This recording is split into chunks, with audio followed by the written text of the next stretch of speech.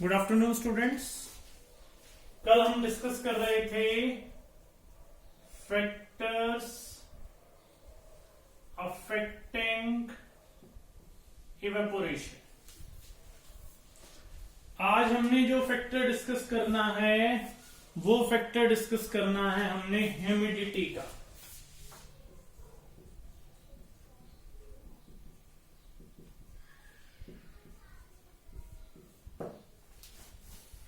ध्यान से समझना, ह्यूमिडिटी एक्चुअली है क्या। ह्यूमिडिटी होती है एटमॉस्फेयर में।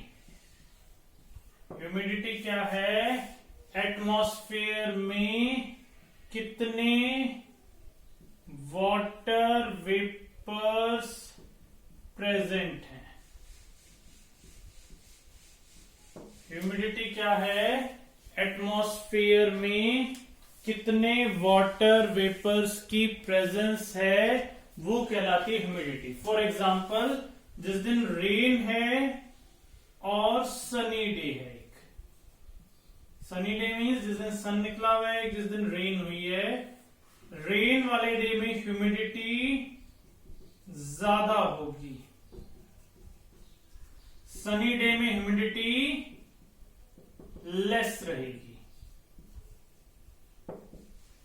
अब देखो ह्यूमिडिटी का इफेक्ट क्या है इवेपोरेशन पे। फिर अगर ह्यूमिडिटी ज्यादा है, सपोज करो हमने क्लोथ्स को सुखा दिया। जिस दिन बारिश आई थी उस दिन क्लोथ्स बहुत देर से सूखेंगे। क्यों सूखेंगे देर से? क्योंकि एटमॉस्फेयर में पहले से ही वाटर के वेपर्स प्रेजेंट थे। पहले से ही वाटर के वेपर्स प्रेजेंट थे, तो जैसे ही मैंने क्लॉथ्स को सुखाया तो एटमॉस्फेयर में पहले वाटर वेपर थे, तो क्लॉथ से वेपर्स कम निकल पाए। वहीं जिस दिन सनी डे था उस दिन क्लोथ्स फास्टली सूख जाएंगे। तो इसी वे में हम कह सकते हैं more the humidity lesser is the rate of evaporation। पहला पॉइंट आपने जो नोट करना है। दूसरा point, lesser the humidity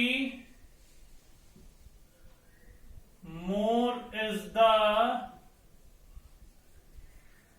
rate of evaporation. Note down करना इस चीज को। ये ध्यान रखना भी ह्यूमिडिटी एक्चुअली है क्या। नेक्स्ट टॉपिक है हमारे पास एप्लीकेशंस ऑफ इवेपोरेशन। कुछ एक एप्लीकेशन हमारी डेली लाइफ में है इवेपोरेशन की। मैं जस्ट हेडिंग्स डिस्कस करूंगा।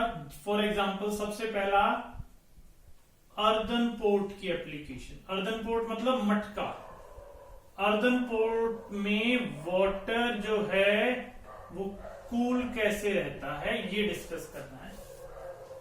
दूसरी एप्लीकेशन है डेजर्ट कूलर की, जो हम गर्मियों में यूज करते हैं। वो हमें ठंडी हवा कैसे देगा।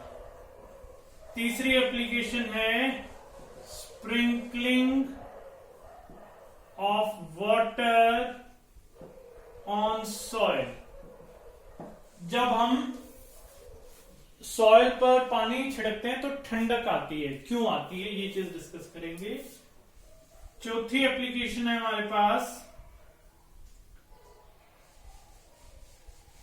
Cooling of our palm when acetone is placed on it।